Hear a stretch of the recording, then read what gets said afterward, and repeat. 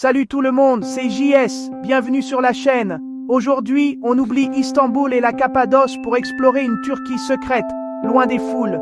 Imaginez des villes fantômes, des monastères perchés, des lacs martiens, des cités dorées, des lieux où le temps s'arrête. Je vous emmène découvrir 5 trésors cachés, méconnus, mais inoubliables. Oubliez les guides classiques, attachez votre ceinture. On part très, très loin des sentiers battus. C'est parti!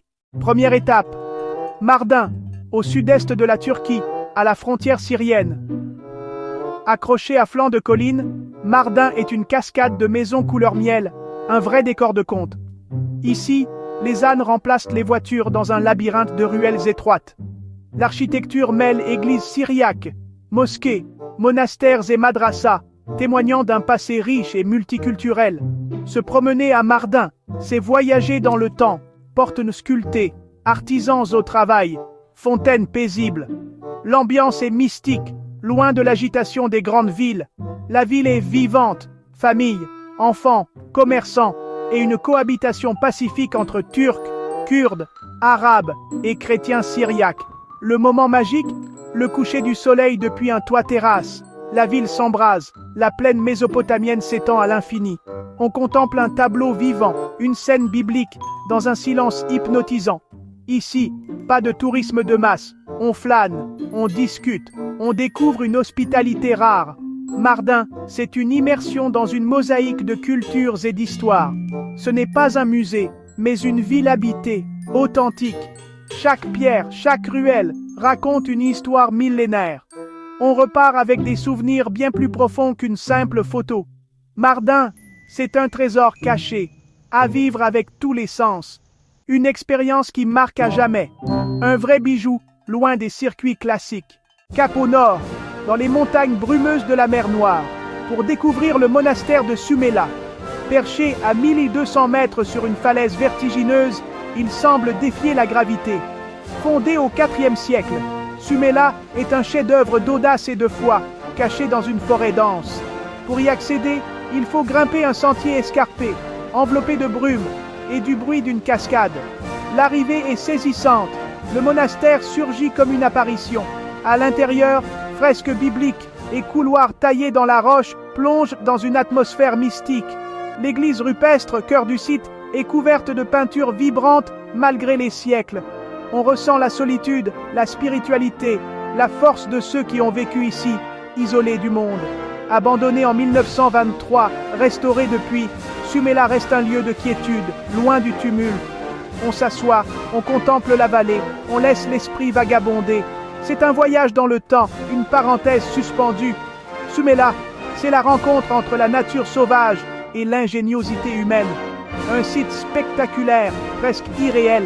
Ici, on touche du doigt la sérénité. Un autre monde à découvrir absolument. Direction le sud-ouest, pour une escale sur une autre planète, le lac Salda. Imaginez une eau turquoise, des plages blanches immaculées, un décor digne des Maldives, mais en Turquie. Ce qui rend Salda unique, c'est sa géologie, le sable blanc et de l'hydromagnésite, formé par des microbes, comme sur Mars. La NASA étudie ce lac pour comprendre la vie sur la planète rouge. Marcher ici, c'est fouler un sol martien, entre bleu électrique, blanc pur et forêt de pins.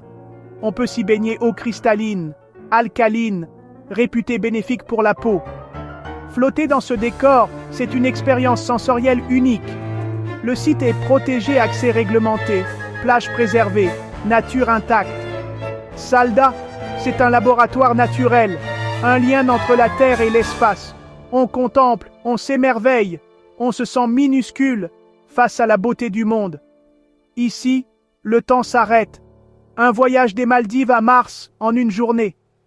La Turquie révèle un trésor naturel insoupçonné, un lieu à la fois mystérieux et fascinant. Salda, c'est la preuve que la nature réserve encore des surprises. Un coup de cœur absolu. Retour sur la mer Noire pour découvrir Amasra, un village côtier hors du temps. Petite péninsule, 2 baies, un pont romain, une île fortifiée. Le décor est planté. Ancienne cité grecque, byzantine, génoise, puis ottomane. Amasra est un patchwork d'histoire et de charme. Ici, la vie est paisible. Pêcheurs, chasse au soleil, odeur de poisson grillé, ruelles pavées et maisons colorées.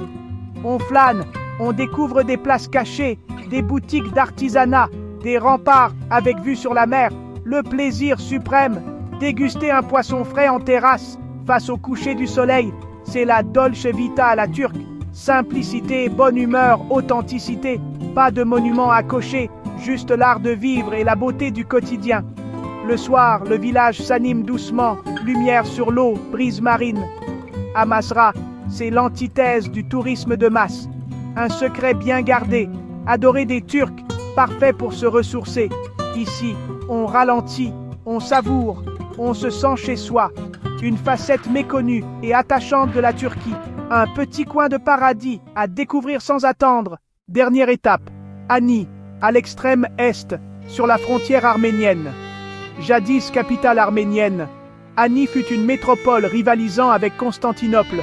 Aujourd'hui, c'est une cité fantôme, balayée par le vent, perdue dans la steppe. On franchit d'immenses murailles pour découvrir un plateau parsemé de ruines, cathédrales, églises, mosquées, palais. Chaque bâtiment raconte une histoire de foi, de pouvoir, de rencontre entre civilisations.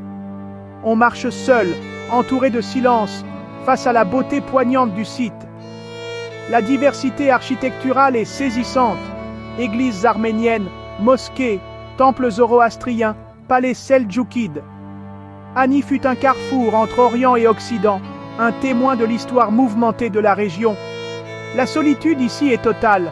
On s'assoit, on imagine la vie d'autrefois, les marchés, les caravanes de la route de la soie. La frontière arménienne, visible au loin, ajoute une tension dramatique à ce décor mélancolique. Après son âge d'or, Ani fut conquise, détruite, puis oubliée. Aujourd'hui classée à l'UNESCO, elle reste méconnue et préservée. Visiter Ani, c'est un pèlerinage sur les traces d'une civilisation disparue. Une expérience introspective, une leçon d'humilité. Ici, on comprend que même les plus grands empires finissent par s'effacer. Ani, c'est la beauté du silence et de la mémoire, un lieu inoubliable qui hante longtemps après la visite, une fin de voyage spectaculaire. Voilà, notre voyage à travers la Turquie secrète s'achève. De Mardin à Ani, en passant par Sümela, Salda et Amasra, on a découvert une Turquie authentique, loin des clichés. Ces lieux sont des trésors pour les voyageurs curieux, avides d'aventures et de rencontres vraies. Ici, le voyage redevient une expérience, une transformation. Si cette vidéo vous a plu, laissez un pouce bleu, abonnez-vous et dites-moi en commentaire quel lieu vous a le plus fasciné. On se retrouve très vite pour une nouvelle exploration. Et souvenez-vous, parfois, les meilleurs trésors sont ceux qu'on ne cherche pas.